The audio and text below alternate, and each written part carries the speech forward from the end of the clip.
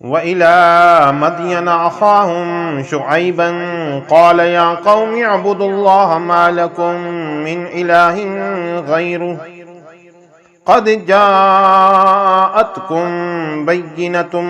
مِّن رَّبِّكُمْ فَأَوْفُوا الْكَيْلَ وَالْمِيزَانَ وَلَا تَبْخَسُوا النَّاسَ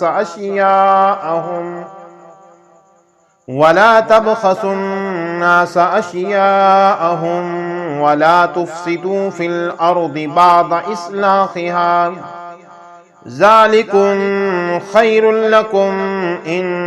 كُنتُم مُّؤْمِنِينَ۔ اور مدین کی طرف ان کی برادری سے شعیب علیہ السلام کو بھیجا، کہا کہ ہے میری قوم، اللہ کی عبادت کرو، اس کے سوا تمہارا کوئی معبود نہیں، بے شک تمہارے پاس تمہارے رب کی طرف سے روشن دلیل آئی،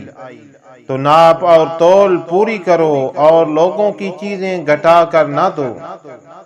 اور زمین میں انتظام کے بعد فساد نہ پھیلاؤ،